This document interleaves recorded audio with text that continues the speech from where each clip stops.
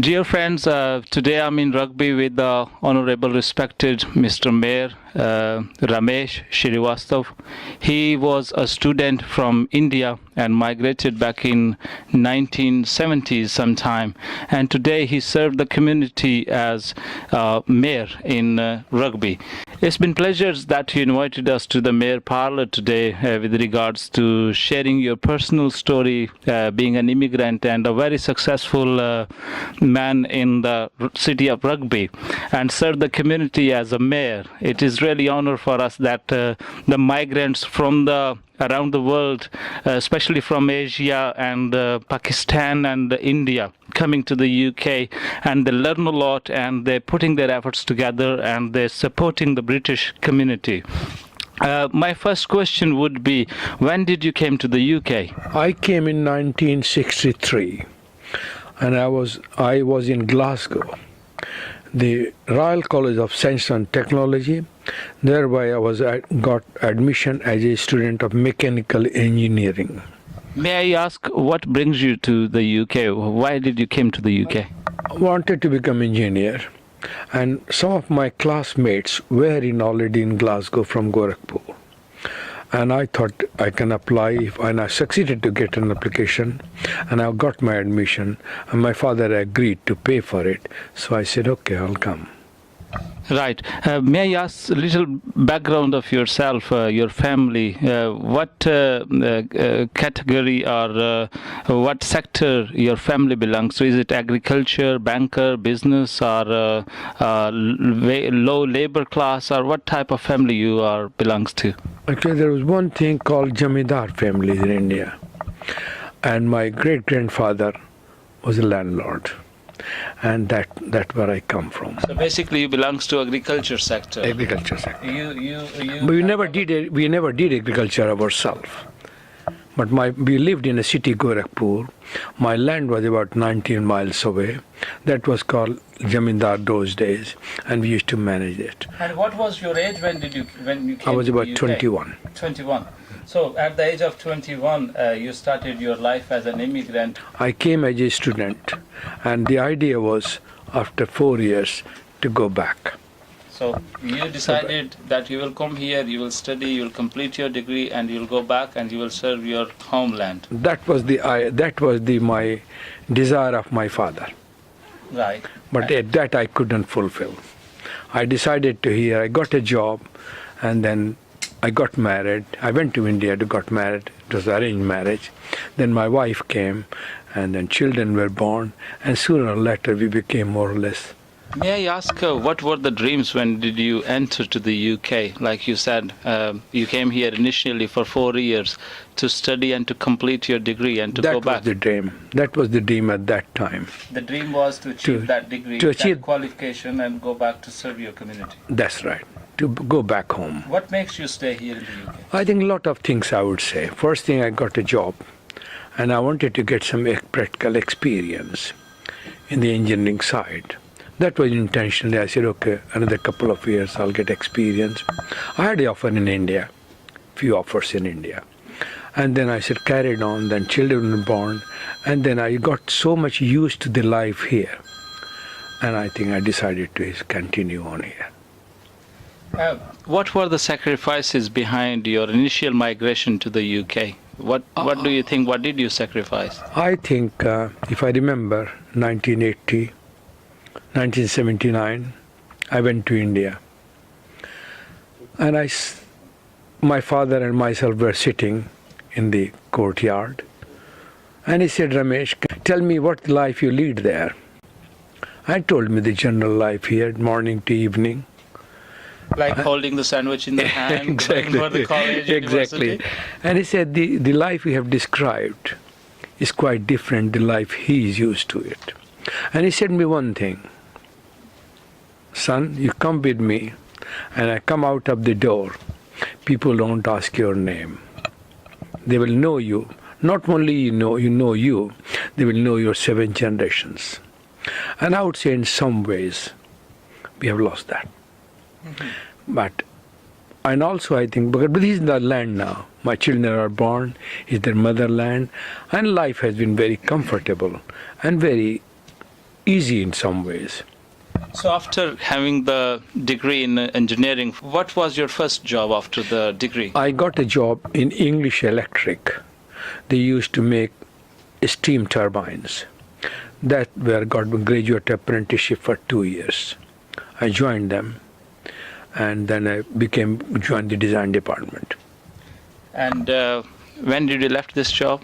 I left in 2009.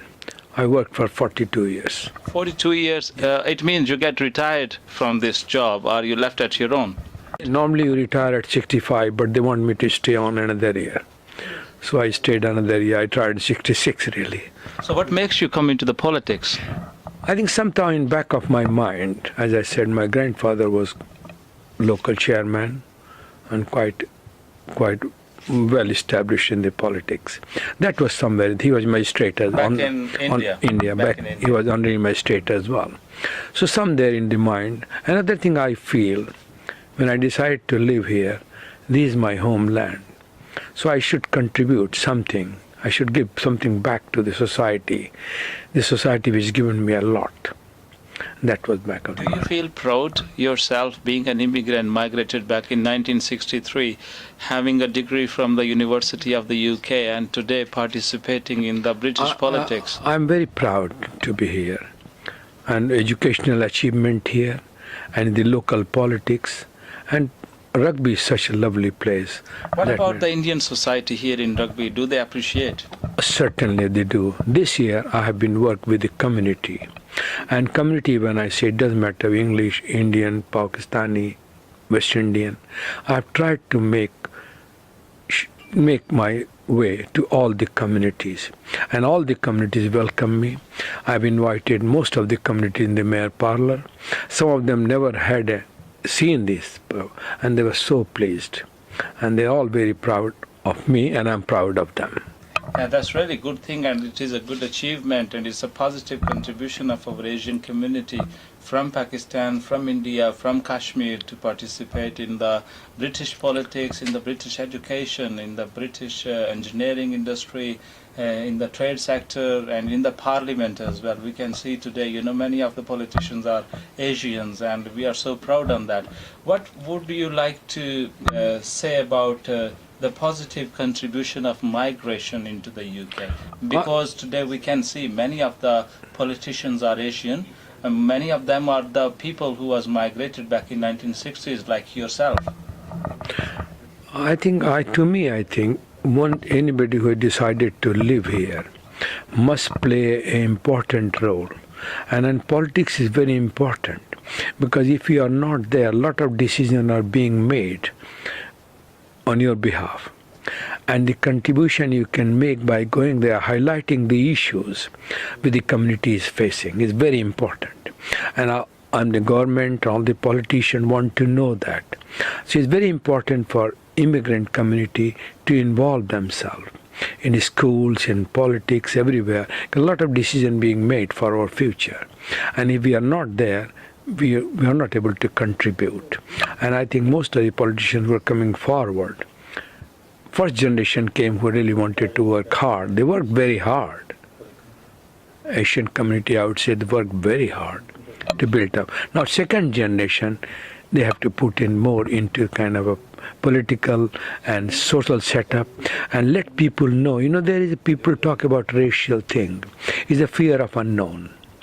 What we have to make sure that we mix together, we let them know our culture is, I'm very proud of it.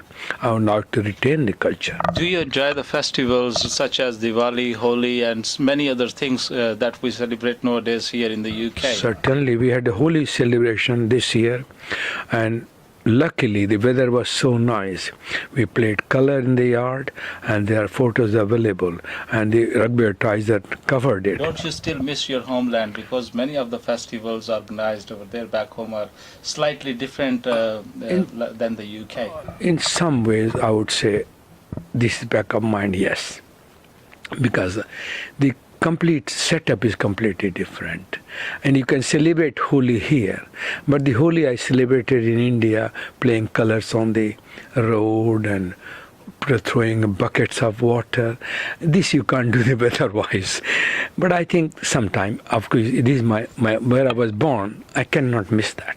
What about your family, your parents, your kids definitely here, but what about your own family, your mom, your dad, your brothers, sisters, the time you left them back in 1963, and today they can see that you are the mayor of the Rugby and serving the community. Where are they? Unfortunately, my father and mother died, but my sister was there. She was ill last year when I became a mayor, last April. When I was not mayor, even I was just, because what happened, you become deputy mayor first, then you become a mayor. Unfortunately, my election was due in May 2014. And to become a mayor, you must be a sitting councillor. So my sister was very ill in April. I went to see her, and sadly she died. So she doesn't know that, but her family knows. They're very proud. When did your father and mother die? Did they see you a successful migrant while living abroad, or they died before during your education life? My father wanted me to go back, no doubt in it, but I could not do it. But he said, that's my life, I had to go. I was not politician that time. He died in 1980, and I took my political career in 2003. I was magistrate as well. I was local court, I've done criminal court, I've done family court, and that I was in 2000. So he didn't know. What about your mom? Mom died when I was 5 years old. Oh, so you was very young when your mom passed away. It's really so sad to hear about that. Do you miss your mom at those days when you was very young and when you migrated alone, cooking here and running your daily life? But about that, I don't remember. I was only 5 when she died. But obviously, miss your family. How often do you go back home? I went quite often. Last year I went twice. Year before I went twice. When I was a student, I didn't go that far. I came in 63. I went in 67, then 69, then 80. One a lot of time. So do you still have a family back home? My sister's children are there. My wife got 3-4 brothers and 3-4 sisters. And so last year there were 2 marriages, so we often go there. What would be the positive message you will give to the migrants, the people who migrate from India, Pakistan, Europe, and rest of the world to come to the UK or anywhere else, who start their life with no family, no friends, unlimited barriers? I think you have to work hard. You have to work unitedly. Here, it doesn't matter where you are from, India, Pakistan. We are all together here, and our issues are the same. I don't know about other compared to India and Pakistan. I can talk about because our culture are basically same. We can just share it. We can share the food. We can sit together. We can enjoy together, and I think we have to work together. This is very important, and this is our motherland. It's very important. We not to forget our background, our culture, our family relation, family respect for the family. These things are very important in our culture, and I would like to retain that. My last question would be, what were the major barriers when you started your life as an immigrant? I think sometimes probably I would say is a lack of my own incentives might have been there. Opportunities are there, and sometimes I did not take the opportunity I wished. You did not take, but somebody else take it for you. Probably. Yeah, the opportunity, we have to really work for the opportunities. I met Mr. Jamshera. He was very nice. He always supported me. He encouraged me to become a councillor. And he is the one who made me councillor. So he have a great support in your life. Oh, certainly. To be a councillor, to participate in the British politics. Certainly, and it's very enjoyable. Are you also inspired by Mr. Jamshera? Jamshera? Jamshera. Oh, certainly. He is my elder brother, I would say. And we work together. And he encouraged me a lot. And I don't think I can catch up with his work, whatever is done. I don't think anybody else can do either. But I think his contribution are tremendous to the community and on a lot of we are family friends. It's been really nice to see you in your mayor's parlor. Thank you so much once again for the invitation, and I wish you best of luck for the future plans. Thank you. Kashif, Thank come you. along, not as a mayor, but I will entertain you as a councillor anytime. Definitely, definitely. Thank you. Thank you.